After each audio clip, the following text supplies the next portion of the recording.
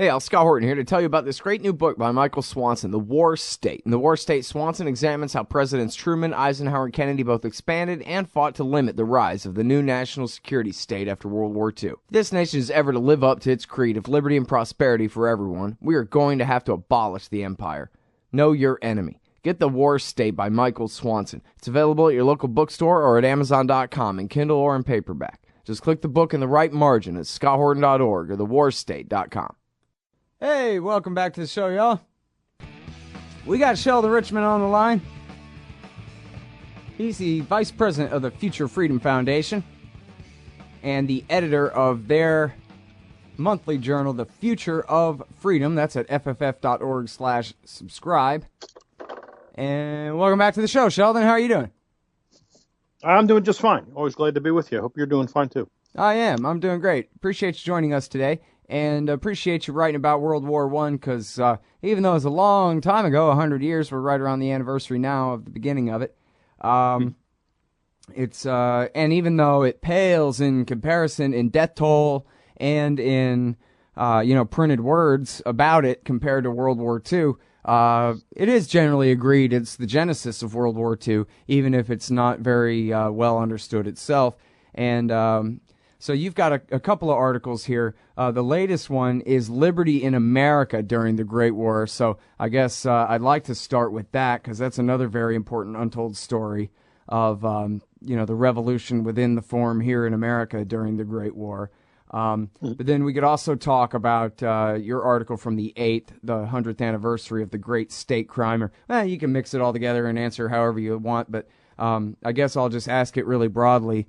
Would you please tell us about your theses here and the points you're trying to make? And then also I'll go ahead and note now that later on in the show, in fact sooner or later, I don't care, we'd like to take y'all's calls for Sheldon Richman too, about World War I and or pretty much any of the other wars or whatever y'all want to talk about. The number here is 512-271-4836. So if y'all want to start lining up, that's okay. So go ahead, I guess, and first of all, talk about what the war meant for the form of the government here in the United States. So it was really a watershed. That can be a cliche. A lot of things are called watersheds, which may not be. But I think World War I really deserves it. It changed the world, the United States as well, so completely. And we still suffer consequences today. And if anybody wants evidence, just look at the front page of almost any newspaper.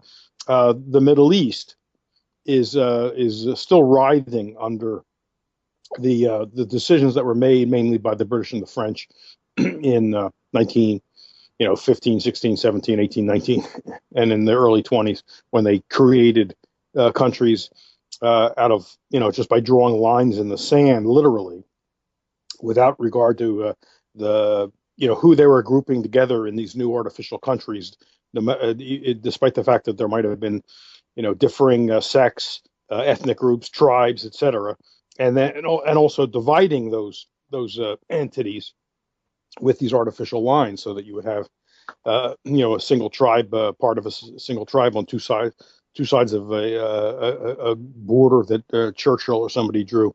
So. We still haven't gotten over it, and I think it'll be quite a while before we do. In the United States, Murray Rothbard has a classic essay called World War I as Fulfillment, the Intellectuals in Power, and he points out how the progressives, certainly the Eastern progressives, it's hard to talk about the progressives because there really were subdivisions.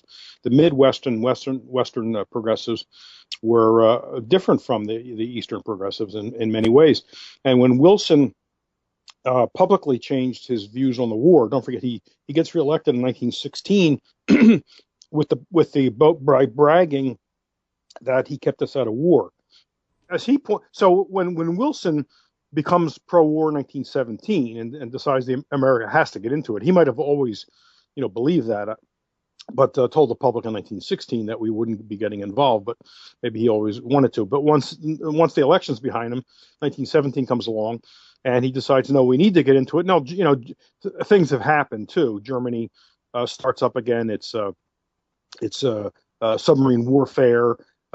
Wilson was taking the position that even if civilians are on ships with Americans are on ships with loaded with munitions that I almost said with musicians, but with munitions, they ought to be able to have absolute safety on the high seas. And so this is one of the ultimatums he threw at Germany when Germany was using unrestricted submarine warfare, which I'm not defending. But the point is, Wilson was looking for a way to get into the war and was backing England quietly. And so taking a consistently anti-German stance. And so when Germany restarts the submarine warfare, and also there's this Zimmerman telegram which is exposed where the Germans were in contact with the Mexicans saying if Mexico helps out and America loses the war, then Mexico can get some of its territory back that was taken, I guess Texas mainly. So I guess you would be living in Mexico right now, Scott. Right, which is, I think it's worth, emphasizing there that that's the thinnest pretext for war in the last 100 years, too, including Korea, Vietnam, baiting Saddam into invading Kuwait and the rest of them. Oh, Germany is going to help Mexico reconquer the Southwest, huh? Yeah, give me a break. I mean, that is the dumbest pretext. That is the stupidest Gulf of Tonkin resolution I've ever heard of in my life. So it was enough for Wilson to be able to stir up war fever. I don't think it took a whole lot of persuasion for the American people to get on board. The book I relied on for the current article, one that runs today on civil liberties during the war, was written by Donald M. Kennedy. It's called Over Here. Subtitle, First World War and American Society. And his first chapter is about the winning of the American mind for war. And it doesn't seem like it took a lot of fighting to win the American mind for war. Americans are, we like to think of them as keep to themselves isolationists in spirit, but it doesn't take much to win them over. So I don't think Wilson needed much. The intellectuals, as Rothbard points out, especially the progressives now, were against the war in 1916, but when Wilson turned around, they backed Wilson. Right. Yeah, I mean, I think I remember was even in House's papers that he had negotiated our entry into World War I back in 1915 before the re-election on the slogan, "He kept us out of war." This part of the Scott Horton Show is sponsored by Audible.com. And right now, if you go to audibletrial.com/Scott Horton Show, you can get your first audiobook for free. Of course, I'm recommending Michael Swanson's book, The War State, The Cold War Origins of the Military-Industrial Complex and the Power Elite. Maybe you've already bought The War State in paperback, but you just can't find the time to read it. Well, now you can listen while you're out marching around. Get the free audiobook of The War State by Michael Swanson, produced by Listen and Think Audio at audibletrial.com/Scott Horton Show. Hey, I'm Scott. Welcome back to the show. It's the Scott Horton Show. It's fundraising week. I rarely do this, only when I really got to.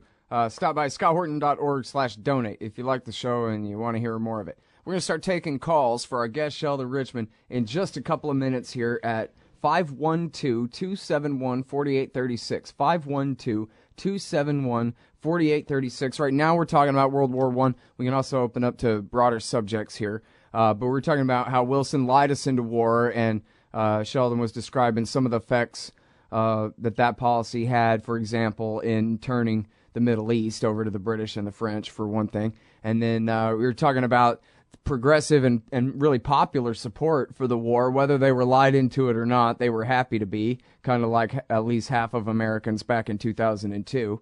Anyway, so in the article today, again, at fff.org, is Liberty in America During the Great War. Consequences for individual freedom and advances in state power here at home. But you know what, Sheldon? The front was way the hell over there between France and Germany. So what does that have to do with liberty here at home anyway, really? Other than the people being conscripted to go fight, obviously. Well, once Wilson decides that he can now take the country into the war, he doesn't have to worry about re-election or anything. The progressives in the East, like John Dewey, jump on board. I guess they had been critical of getting in, but when Wilson came around, they came around. One of the great voices who was of that group, who but then broke, is the great Randolph Bourne. Who coined the famous phrase, "War is the health of the state." He condemned Dewey, who was sort of a mentor of his, and others like Herbert Crowley, the whole New Republic crowd, by the way, were beating the drums for war. And he analyzed, what a bad mistake they were making, and history proves him right and the progressives wrong. What happened at home was, and this is where the whole idea of 100% American arises. I think the national security state begins before World War One. It doesn't begin after World War Two. I think that's setting it way too late. The administration, and not just the administration, this was true with the grassroots as well, without direct links to the administration, wanted to stamp out any dissent. Anybody who was talking about how the war was not constitutional or how the draft was not constitutional got cracked down on.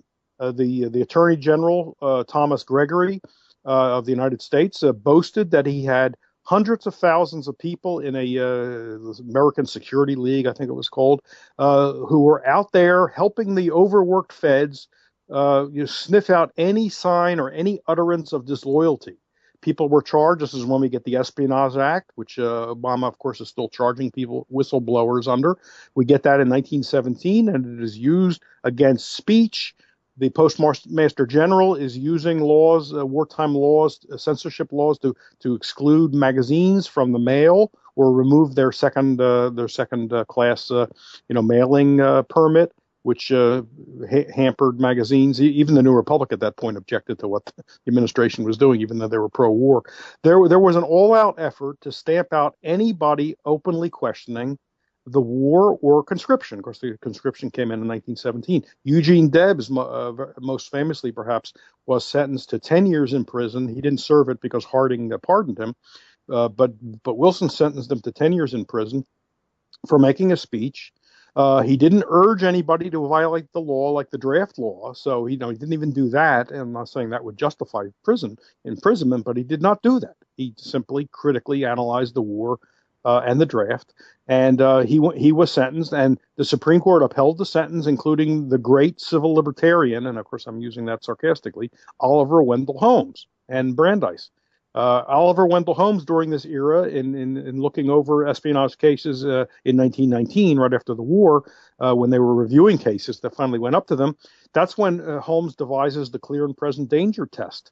That if speech, which otherwise would be perfectly fine, he said, or perfectly legal, presents a clear and present danger to objectives of the country or the administration or the government, then Congress has the right to limit it and stop it and suppress it, and therefore they upheld cases where people were sentenced to prison merely for publishing or writing. So it changed America. The war changed America just as it changed the world. Rothbard's famous essay goes on to point out that progressives got into, the government, of course, takes over the economy essentially when there's a world war going on.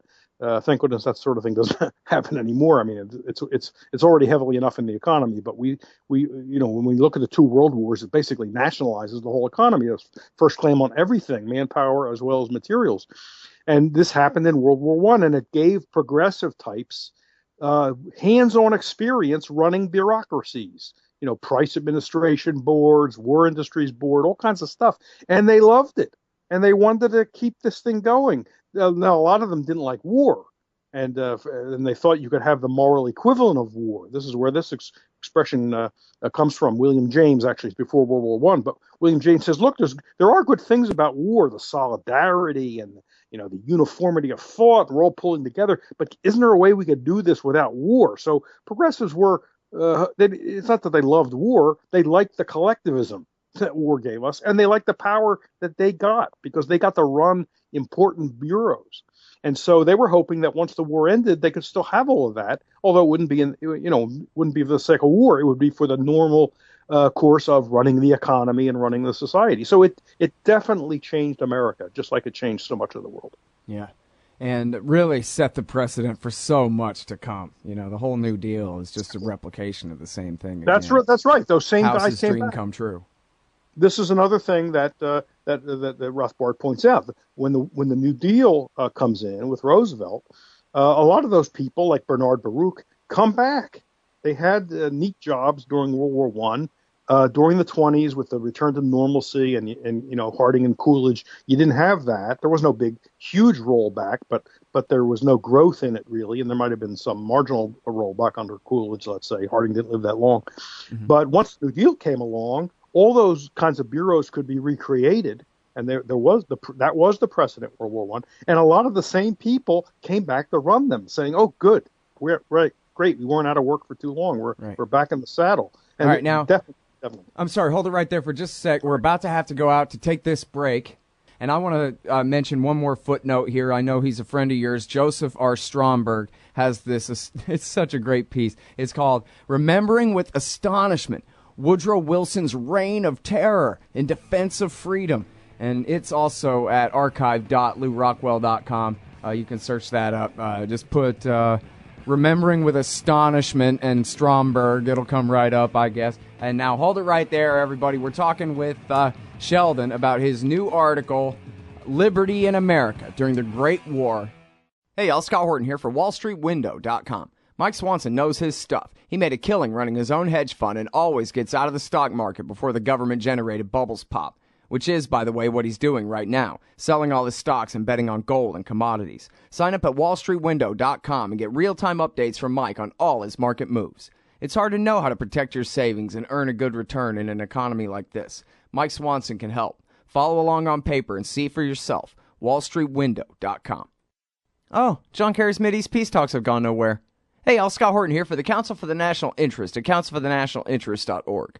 U.S. military and financial support for Israel's permanent occupations of the West Bank and Gaza Strip is immoral, and it threatens national security by helping generate terrorist attacks against our country. And face it, it's bad for Israel, too. Without our unlimited support, they would have much more incentive to reach a lasting peace with their neighbors. It's past time for us to make our government stop making matters worse. Help support CNI at councilforthenationalinterest.org.